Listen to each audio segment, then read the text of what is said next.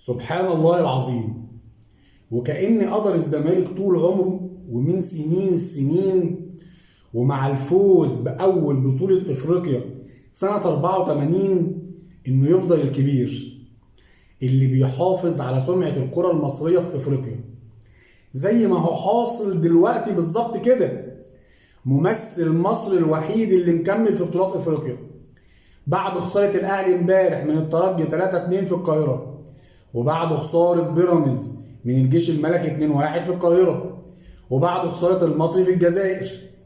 يفضل الزمالك الفارس الوحيد اللي مكمل في بطولة افريقيا وهو في اسوأ حالاته، زي بالظبط الاخ الكبير اللي بيقعد يلم ورا اخواته الصغيرين، والكل بيحترمه والكل بيسمع كلامه.